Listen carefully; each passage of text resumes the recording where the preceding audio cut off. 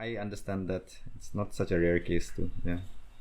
So getting into some topics that one specific that you mentioned that you want to talk about, and this is something that I think that almost every Naga always talks about also, but very few do something about it. Yeah. So which is corruption. Yeah.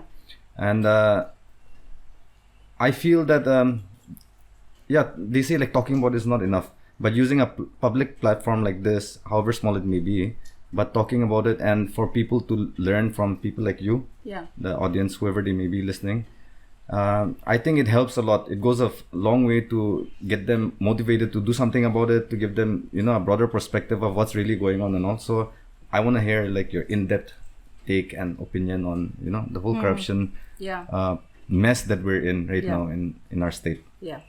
So yes, everybody will agree we are in a mess. The right to information, that's when I got introduced to this whole thing, right? We were going from village to village talking about the different programs that was coming in and how it was really not reaching the beneficiary, and we could really see, firsthand, and that also took us to our clean election campaigns, right? Because we say in a very simple way that it's a vicious circle when you're using, because of the corrupt political election system, right? Yes. When you're spending crores of money, whoever wins, I cannot say her because obviously there's no woman, but his first priority is as a human being to make the money that recover, right? And especially if he was from his own pocket, maybe that's another thing, but he has taken loans and so many mortgages, land, house. So it's a vicious circle, and then the election comes again, it's the whole thing. Yeah, back to square one. Exactly. So that is something that is really that really bothers me, the whole election system and the whole corruption system. And this time we were doing the the whole COVID pandemic lockdown. We also decided to get into relief work, and then we were traveling to about 45 villages in Dimapur, because Dimapur is very vulnerable, more than the others. Because of the border, you don't have really, So we were traveling, and then we could really see the poor, people who are really needy. And then on the other hand, we also see people who are vulgarly wealthy, right? So there's the disparities. Yes, the vulgar display of wealth is shocking. And so definitely when we see a lot of young people who are really frustrated, especially in the social media. Anything, even if there's anything good, they can't even see things in a positive manner anymore. It's just that negative mindset is stuck now. Totally. And that is really, really painful. Sometimes we also get very frustrated, as in like, Naga manu khandi man, there are also good things. Why can't we look at it good things? But if you put ourselves in their shoes, I mean, they have every reason to be so frustrated and angry, right? And so that is one thing that I'm really, really worried about. And that has to start with elections. And I keep on saying that. And we have been part of the whole election watch. Yes, the clean election also, and the post-election watch. Right. How much money has been spent. Yes, I remember yes. In 2008, that was our first post-election watch, in about 500 something crore, right? And 2013 election, it doubled up to 900 something crores. And in 2018 election, it was about above 1,000 crore. I mean, in a small state like, it's a small state, right? With about 20 lakh people. Right. Now, if you are spending about 1,000 crore in 2 months, 3 months leading to election, I mean, it's insane, right?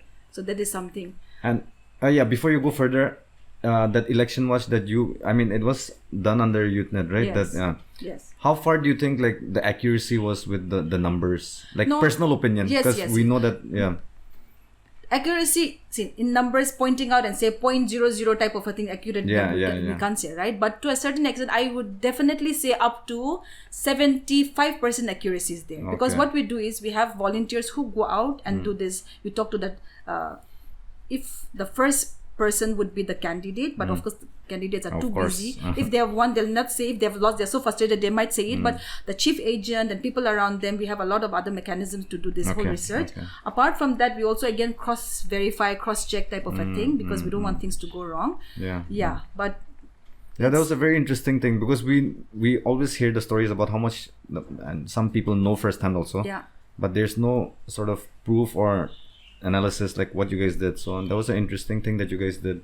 It opened up. I mean, people know about the system Yes. and how broken it is and how corrupt it is. But when you see numbers, yeah. So moving on with that, on that topic, like in regards to clean election, Yeah. because like you said, the main problem is the system, the election system, and the vicious cycle with it, Yeah. right? So with I had this Joel Naga on, and their party, the Rising People's Party, is also full on with the whole clean election campaign. They want to approach the elections in a along those lines, right? Yeah. So I asked him this also, and I want to ask you the same question also, because who wouldn't want that, right? Who Yeah. wouldn't want our politicians to be contesting without spending money like that, and on proper developmental agendas, like our manifestos, right? Yeah. And being realistic though, Yeah. we've seen many cases of people who are like really good people that should be leaders, Yeah. but they tried to approach it in that way, the clean election way, and not go into the like the dirty system that's in place, and they failed, unfortunately, by some big margins. There's some cases, right? They've lost badly. Yeah. So what do you think it is? Do you think it's the people that because obviously at the end of the day we are the decision makers, Yeah. right? So what is the problem with this? Like, why are these people not getting elected when everyone talks about the problem of corruption? Yeah. Yet when people like that stand up for election and decide to do it the right way, why are they not getting selected? Yeah. What's your whole opinion on this? For me, past few days we were also having similar conversation with some friends, and leadership is important, Asalie, right? Right. Yes. To what extent leadership is responsible, to what extent is the public that is responsible, those are very debatable, right? But the reason that you are a leader means that you have to change, you have to lead, unfortunately, okay, and I don't know, this is on air, it's a public thing, but this is something that's been really frustrating me.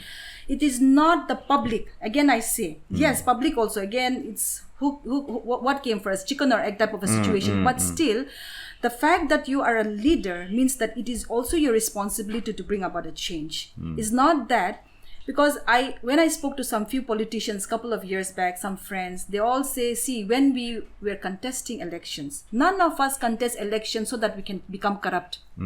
That's what they said. But the system makes us like this. Right. My question is, if you are a leader, you have to be in the position, you cannot change the system from black to white, right? We understand it's a process, right?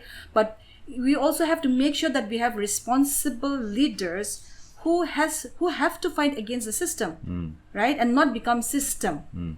We understand none of them stand for election because moi election jitishe kule to moi Nagaland laso poisa khailo. To be nohoy to that can be. Yeah, but yeah. once they join the system, I mean, come on. It's almost inevitable that that is why I think it's also the responsibility more than blaming the public, which is so much easier. 60 leaders, if you're talking about elections, 60 leaders, the rest are public. You can't be blaming the rest of public. The 60 of them will have to make sure that you put the system in place, right?